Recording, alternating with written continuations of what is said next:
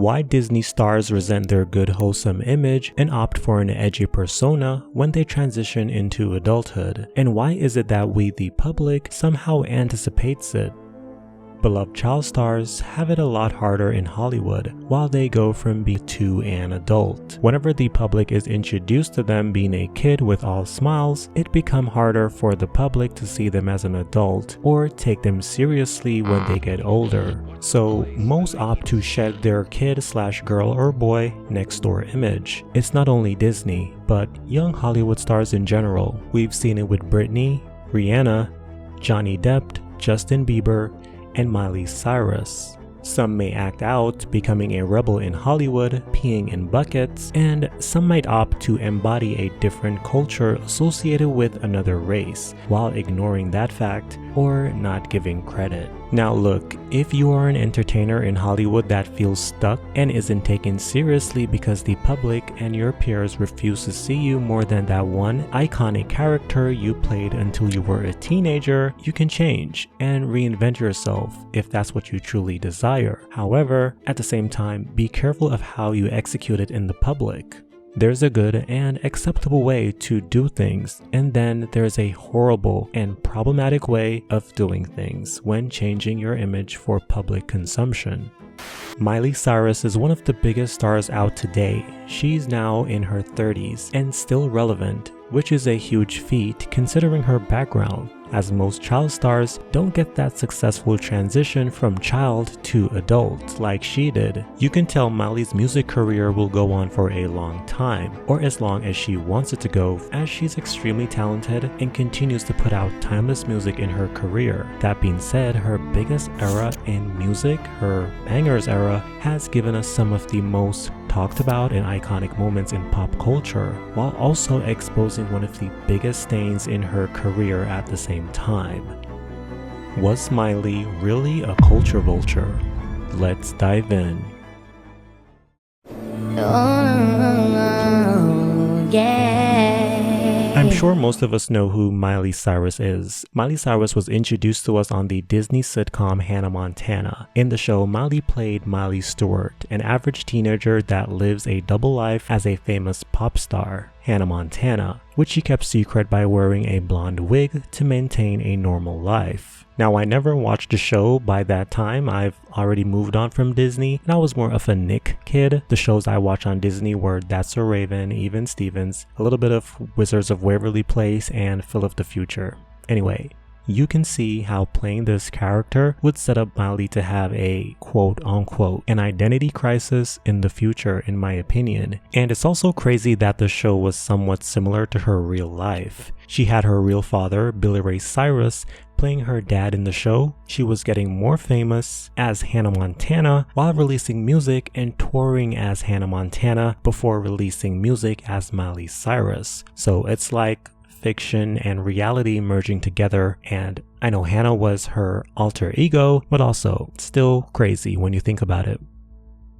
A recipe for disassociating the you that lives in people's minds from the you that you want to be and want others to see you as is to take control of the conversations about you in the public. Miley Cyrus was entangled in her first controversy in 2008 at the age of 15, when she appeared nearly nude on the cover of Vanity Fair. On the cover, Miley had a sheet covering her top and wore red lipstick. A lot of people thought the photos were in bad taste and just weren't appropriate, considering how she was a role model at the time. Despite the backlash and her apologizing, which she did take back in 2018, the controversy did help letting people know that she was more than the character she played on TV. In a recent interview, Miley explains, "This was the first time I ever wore red lipstick because Patty DeBroff, who did my makeup, thought that that would be another element that would divide me from my TV character, Hannah Montana.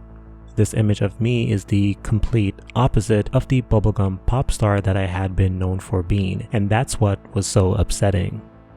Following the 2008 Vanity Fair situation, Miley's PG image would take more hits. Cyrus performed a pole dance the following year during at the Teen Choice Awards. At the time, Disney was silent about that, And recently, Miley stated that the poll was for support. People thought her performance in the Can't Be Tamed music video released in 2010 was provocative, and in 2011, the same year Hannah Montana ended, a video was leaked on the internet of Miley smoking salvia. And there was that cake incident which got Miley fired from that cartoon. I can't remember which cartoon.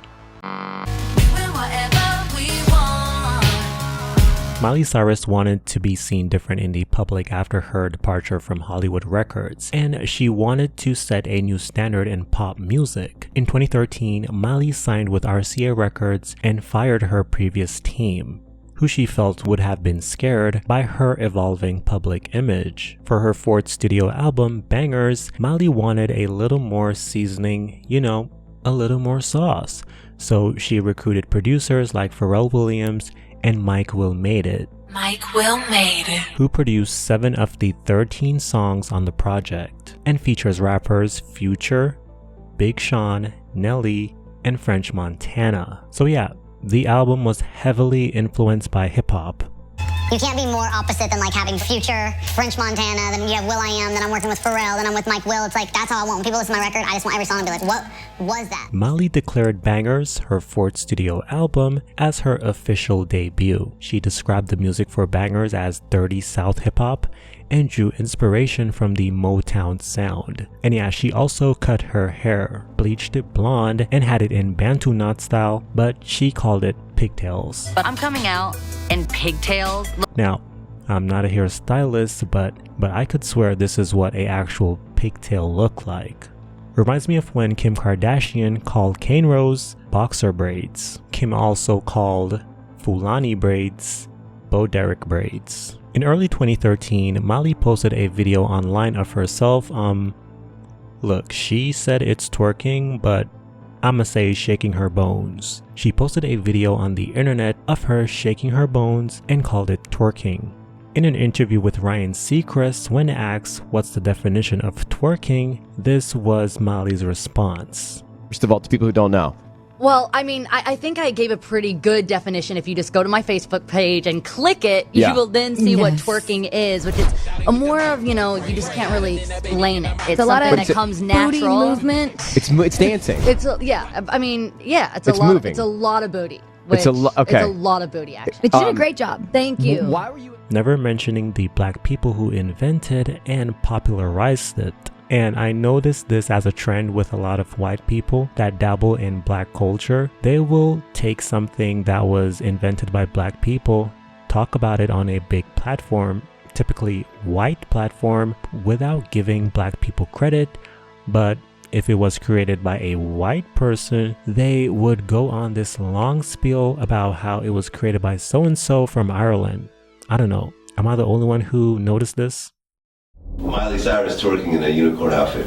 Miley Cyrus want to be a nigga so bad. Miley Cyrus swear she ratchet. Like I don't even understand that shit. Like I need to figure out what drug she's on. The lead single We Can't Stop, produced by Mike Will and originally written with Rihanna in mind, was released on June 3rd, 2013, and the music video premiered through Vivo on June 19, 2013.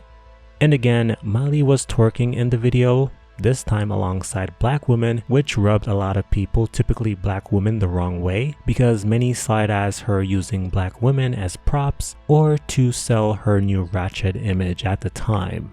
To my homegirls here with the big butt, shaking it like we are. In 2015, Nicki Minaj was upset after being snubbed from the VMAs Video of the Year nominations. Nicki would take to Twitter saying the following: "Hey guys at MTV, thank you for my nominations. Did Feeling Myself miss the deadline? If I was a different kind of artist, Anaconda would be nominated for the Best Choreo and Vid of the Year as well. When the other girls drop a video that breaks records and impacts culture, they get that nomination.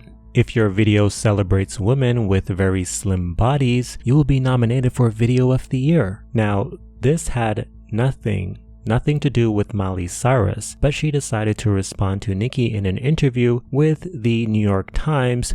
Miley said in the interview, "What I read sounded very Nicki Minaj," which, if you know Nicki Minaj, is not too kind. It's not very polite. I think there's a way you speak to people with openness and love. If you want to make it about race, there's a way you could do that, but don't make it just about yourself. Then at the VMAs hosted by Miley that year, after Nicki received the award for Best Hip Hop Video, Nicki gave us the classic Miley What's Good line. Yes, Miley, what's good? Boom, pow, pashang quang quang. After that, the New York Times ran to Nicki Minaj for an interview after the VMAs encounter where Nicki said this. The fact that you feel upset about me speaking on something that affects black women makes me feel like you have some big balls. You're in videos with black men and you're bringing out black women on your stages, but you don't want to know how black women feel about something that's so important. Come on, you can't want the good without the bad. If you want to enjoy our culture and our lifestyle, bond with us, dance with us, have fun with us, twerk with us, rap with us, then you should also want to know what affects us, what's happening with us, what we feel is unfair to us. You shouldn't not want to know that. It's really odd that the Bangerz album ended up being Miley's most successful album, and that whole movement of Miley twerking and acting all urban/black is her most memorable and praised. She is yet to top it, despite so many negative connotations and stereotypes attached to it. A lot of times you hear people say they want the old Miley back. Bangerz Miley is what they're referring to, Miley being the black stereotype. The Miley that was a black caricature really, and I have to come clean about this, but even I used to say, hey, 2013 Miley was lit. But now, when I look back at it, I'm like, no, get that shit out of here. And it has more to do with the visuals because the songs on their own is fine. I'm here revisiting these visuals of Miley collaborating with these rappers, black rappers, and it's like a mockery of black culture. The rapping, the twerking, it's like a modern day take on blackface. After Miley Cyrus used hip-hop to help her career to make it what it is today, which is a pretty comfortable place in the music industry if you ask me, because no one can touch her at this point in her career, Miley decided to bite the hand that fed her, and that hand belongs to hip-hop. Miley Cyrus distanced herself from the genre in 2017 in an interview with Billboard stating, "I also love that new Kendrick Lamar song. Show me something natural like with some stretch marks. I love that because it's not come sit on my suck my." That's what pushed me out of the hip-hop scene a little. It's too much Lamborghini, got my Rolex, got my girl on my I am so not that.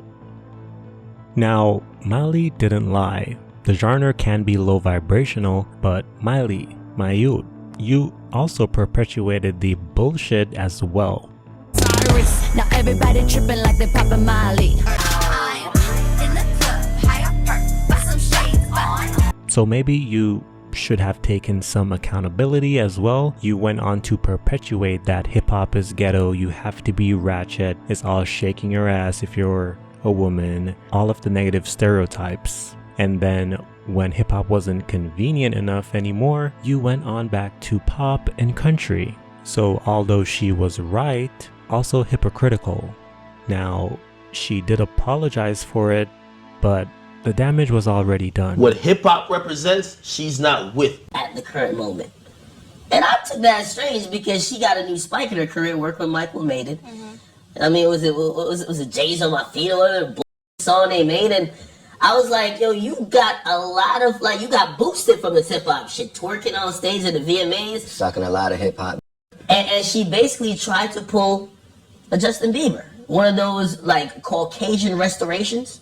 Right, where you just go back from being white but chilling with the niggas to now I'm white again, I don't fuck with the niggas. Fast forward to present times 2023, Miley Cyrus released her song Used to Be Young. Used to Be Young is about Miley's career timeline, the wildness and the success. You know, all she has been through leading up to now. And on the 10-year anniversary of Bangerz, in celebration, Miley posted the album Bangerz on her Instagram with the lines from Used to Be Young. I know I used to be crazy, I know I used to be fun, you say I used to be wild, I say I used to be young.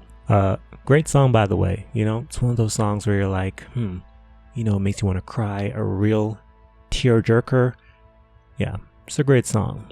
But I find it kind of odd and interesting at the same time, because 10 years later, and most people still regard this as Miley's deciding to use hip-hop and black culture for financial gain era. So is she just saying she was just young and it was just her growing up at the time?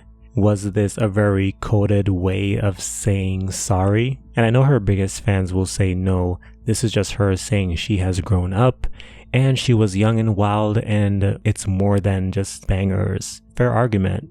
But still, many saw Miley's ratchet behavior in this era as her trying to be black to fit with the music she put out, which was hip-hop inspired. And I'm not mad at it. I'm not mad at the post, but I just find it really interesting considering all of what transpired in the Bangerz era and her not acknowledging that part, that problem that people still have with this era. Was Miley a culture vulture? Absolutely, but being a culture vulture or culture appropriating is neither good or bad. It's all about the intention behind the appropriation. To me, that's where I would start to consider if it's good appropriating or bad appropriating, and owning up to the fact or apologizing for the appropriation if it was all done in bad faith. But Miley has never apologized, despite a lot of people strongly believing her appropriation was in bad faith. And I'm not saying she should apologize, because regardless, my life goes on. The problem a lot of people have with Miley's appropriation of black culture is that it was all for the benefit of her financials and music career. She used it as an aesthetic to sell her new image. Thank you for watching this video.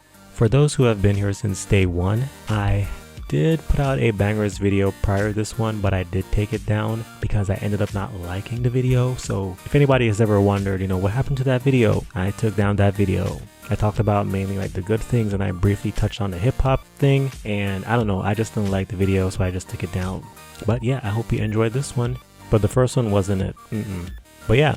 If you're still here, hope you enjoyed this video. Tell me what you think about it in the comment section. And what do you think about Miley's career? What do you think about Miley's career after Bangerz? And do you think she is a culture vulture? I am Don, your pop culture boy. And there is no blood clot ata.